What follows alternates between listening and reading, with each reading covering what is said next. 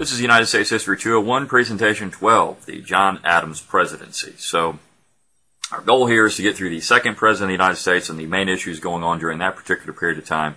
We finished the Washington Presidency, so it's on to John Adams. So let's get started.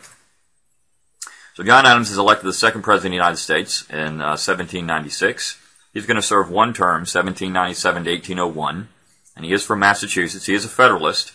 Well, I think these terms, even though we talked about that first party system last time, Adams was more of an independent individual in many ways.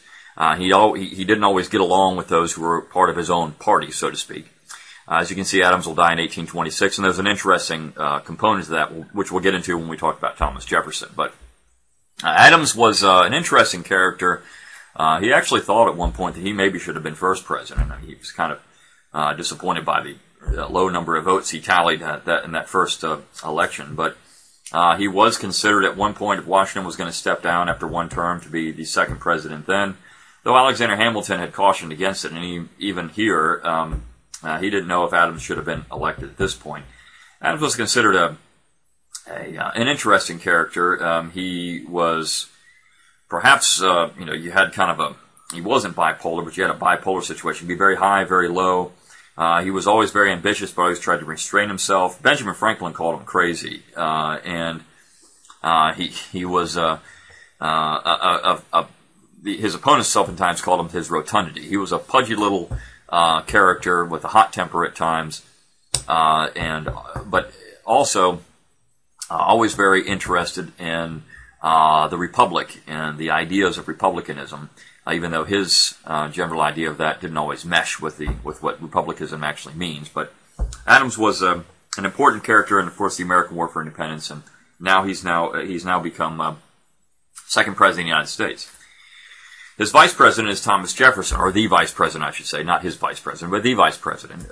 Remember, the person who finishes second at this point was elected vice president.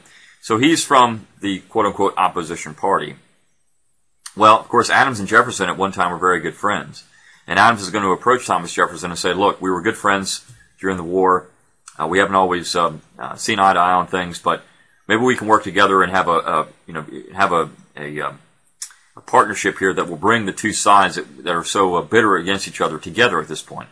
Well, Jefferson refused. And not only that, he started paying people to write very terrible things about John Adams in the press. And so this would break their friendship and really cause some hard feelings, particularly with Abigail Adams and Thomas Jefferson. John Adams didn't always see, Thomas Jefferson tried to reach out to John Adams at one point, and Abigail Adams refused. And so it's not until Abigail Adams dies that Jefferson and Adams will rekindle their friendship. Now, there are two major issues during the Adams administration, diplomatic difficulties with the French and domestic unrest due to his response to partisan politics. So we'll talk about both of those. Let's talk about these diplomatic problems first. 1797, you had something called the XYZ Affair. What happened, of course, is that the United States was interested in releasing itself from the diplomatic obligations to the French. And so the U.S. government is going to send three ministers to France, diplomats, Pinckney, Marshall, and Gary, to discuss a new treaty where we can get out of our obligations. Of course, remember, the French Revolution is going on, in the French war with the entire world, it seems like, and the United States is being dragged into this. We're not actually at war with anyone, but might as well be at times. The British are obnoxious, the French are obnoxious, so we're trying to get out of this. We're trying to steer a neutral position. So when these three diplomats get over to France, they're met with a demand for a bribe by the French government. Talleyrand, who had a picture there, said, look, well, if you want to talk to us, just pay us, and then we can have some correspondence. Well, this was an affront to American sovereignty. Pinckney and Marshall will come back home furious. Gary stays behind trying to work out a treaty, but it doesn't really work out. So what happens is this becomes a major political issue. The Federalists are calling for war with France. The Republicans are trying to drag their feet on that. And John Adams is even trying to drag his feet a little bit. I mean, he doesn't really want to go to war with France either, but you have some people in 1797 who are insistent that the United States goes to war with France. So what happens is called the Quasi War with France. Between 1798 and 1800, you have a war. It's not a declared war, but a naval war, essentially, between the French and the United States. The United States has just created a new department of the Navy, and the first secretary of that is Benjamin Stoddert. So the United States is building some very powerful frigates. And these ships do a very good job in this quasi-war. Again, it's not a declared war. Essentially, these frigates were protecting American shipping from French attacks, which is why there were some engagements at the time. But the U.S. ships didn't often seek out these French raiders. It was only in defense of our commerce that they were usually doing this. Now, many Federalists, as I said, pursue a much more aggressive approach, including a wider war. And Washington is actually called out of retirement, and Hamilton is placed in command of organizing the army. Now, Adams is going to take a much more cautious approach. He sends a new diplomatic team, and the result is the Treaty of Mortefontaine, which ends the quasi-war and releases the United States from obligations to the French. Now, Adams believed that Hamilton and other Federalists were working against him, and he would later fire most of his cabinet in revenge against Hamilton. Now, Hamilton wasn't. Hamilton really didn't want to go to war with France at this point. He didn't think it was a good idea. He was organizing the army because Washington asked him to. But Hamilton did not like Adams, and he made that very clear. Adams believed that Hamilton was pulling the strings on his puppets in the cabinet, and so that's why he fired his cabinet. He calls them in and fires them, yells at them, says, "You guys are just a bunch of idiots," and just gets rid of them. He says this is very satisfying because he thought this was getting back at Hamilton. Now, Hamilton was not really pulling the strings of these individuals most of the time. He did have influence. Hamilton was a very influential guy, but he didn't have as much influence as Adams thought he did. Now, as a result of this quasi-war, there was a heightened tension in the United States at the time, and the Federalists believe that the Democratic Republicans are working against them, and not just that, they're spreading unrest and anti-government sentiment. So the Federalist Congress, and then Adams will sign something called the Alien and Sedition Acts of 1798. This is a series of laws. The first, the Naturalization Act, changed from 5 to 14 years, the required period for residence for U.S. citizenship. So you had most of the people who are coming to the United States and then becoming citizens were voting for the Democratic Republicans. So this is a way to knock down their political power. The Alien Act authorized the president to order out any alien suspected of treasonable or secret activities. So anyone who was a foreigner here, the president could kick them out of the country if they thought they were being treasonable or had secret activities going on. The Alien Enemies Act, the president could imprison or banish aliens. And those were controversial, but they were constitutional. The real rub was the Sedition Act. This was a fine or possible imprisonment for those publishing anything bringing Congress or the president into disrepute. So basically what happened here is free elections were suppressed.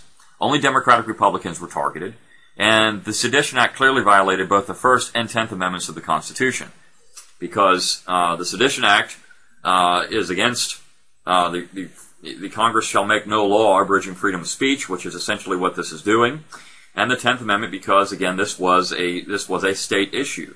So this was a law that you couldn't find any basis for in Article 1, Section 8 of the Constitution. So it was clearly a violation of both of these amendments. Matthew Lyon of Connecticut was actually sent to prison for violating the Sedition Act, and he was elected to Congress while in prison, which is funny. And then Benjamin Franklin's grandson, Benjamin Bakke, was also arrested for his publication of the Aurora. So, of course, James Callender, who we'll talk about a little later, was also arrested and fined. The only people who were targeted were Democratic Republican newspaper editors. These are the people that were saying things that the Federalists didn't like, so people are going after them. Now, the result, as far as Jefferson and Madison were concerned, and what needed to be done here, the Congress has passed a law, the President signed it. Well, what recourse do the people have? So now they're being judges of their own power. Both branches are complicit in this unconstitutional legislation. Everyone could see that, except Federalists.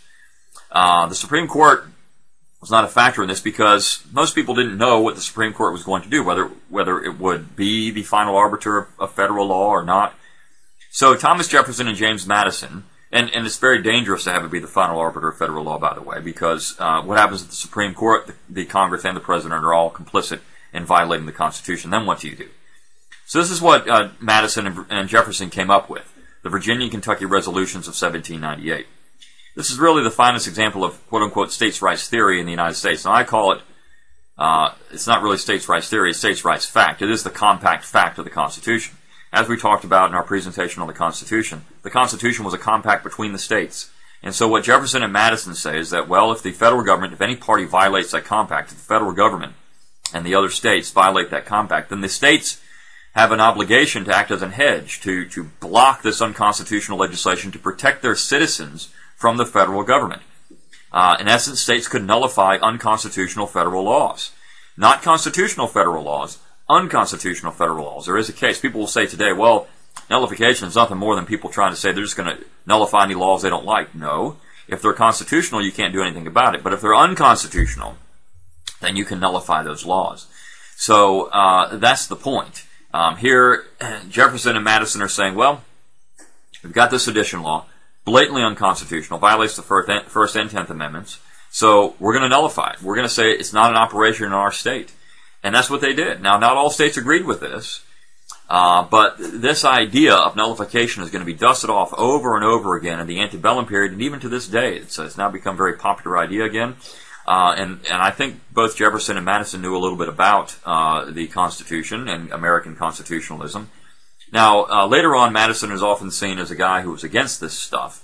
And he was against the way South Carolina was using nullification, but not in the way that Jefferson and Madison used nullification. So Madison, and also he was in a very advanced age at this point. I think Madison was trying to preserve his legacy at that point. But he wrote the Virginia Resolves, and Jefferson wrote the Kentucky Resolves. So the 1800 election rolls around. Adams will be the general leader for the Federalists, Jefferson for the Democratic Republicans, but something amazing happens. There's no clear majority in the Electoral College. In fact, Adams was third. So the election is going to have to be thrown to the House of Representatives. That's what happens. If there's no clear majority, it goes to the House of Representatives, and then the House of Representatives decides by state. They vote by state. So there will be, as you can see here, there are now 15 states. So the states will decide at this point who's going to be elected president. Now, Adams believed Hamilton was working against him, which he was. Hamilton was trying to keep Adams from getting reelected, but Hamilton was also trying to keep Aaron Burr from getting elected. So the guy that finished second, actually, or tied with Jefferson, was Aaron Burr. And he complicated the election because he refused to accept the vice presidency. And so a lot of Federalists considered throwing the election to Aaron Burr because they hated Thomas Jefferson. But Hamilton steps in and says, look, we all know that Jefferson is a guy that's not to be, he's a backstabber, he's not one of us, but if you think Jefferson's bad, Aaron Burr is worse. Now, Hamilton and Burr at one time were friends. They're both from New York. And Hamilton doesn't trust Burr at all. And so this is actually going to play into a duel between Burr and Hamilton where Hamilton will be killed. But Federalists also talked about seceding from the Union if Jefferson got the election. In fact, they'd already discussed this in 1794. A Virginian named John Taylor of Caroline was in the Senate, and two New Englanders, Oliver Ellsworth and Rufus King, approached Taylor and said, look, we're never going to get along here. Let's just secede. The North will secede. We'll give you the government. And Taylor was shocked by this. But secession had already been talked about in 1794, the North leaving the Union. So, again, that was also an issue that was not something that was so radical at the time. People were talking about it openly in 1794. What happens is very interesting. It takes 36 ballots for Jefferson to win. Hamilton insists, as I said, that Jefferson was preferable to Burr.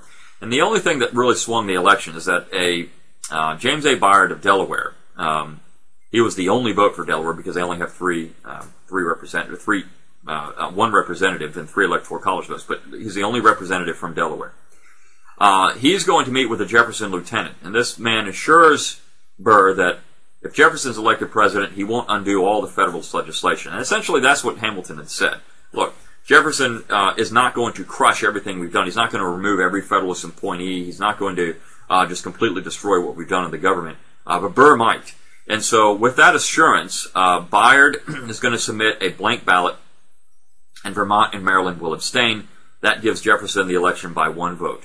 Now, Jefferson later called Bayard a liar in his diary, and in the 1850s, Bayard's son, James A. Bayard the Younger, or James A. Bayard Jr., went to his defense in the Congress, and there's a whole series of stuff published about that in the Congress. It's very interesting.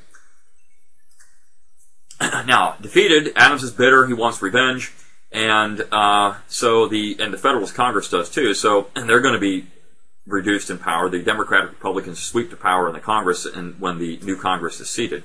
So what the Federalist Congress does is pass something called the Judiciary Act of 1801, which allowed the Congress, or allowed Adams, I should say, to appoint several judges for federal positions, and the most important being Chief Justice John Marshall. John Marshall was the Secretary of State, a very good ally of Adams's, and John Marshall is going to serve as Chief Justice from 1801 to 1835. He had more a lasting impact on the future of American government than just about anybody in American history. And we'll talk a lot about John Marshall. Now, Federalists believed this would hinder Republican attempts to reform the government. And they were right. Using the court system to block the Republicans was the point. Adams was extremely bitter. He refused to attend Jefferson's inauguration. In fact, Adams was the first president to live in the White House. It was called the Executive Mansion at that point, but he was the first person to live there. And Jefferson visited him at one point. Adams would barely even talk to him. He also took what amounted to a public bus back to Massachusetts. He didn't want to take any part in these new activities, which inaugurated in Thomas Jefferson. So this was really improper decorum, to say the least. But now he's left a stamp on this central government, to say the least. You've got these Federalist judges in positions of power, and the Democratic Republicans or the Republicans are going to work very hard to try to undo that, but they're not going to be able to undo everything. And again, John Marshall is going to have an extremely long-lasting impact on the federal government. So, that said, that is the Adams presidency, and we will pick up with that with Jefferson presidency next time.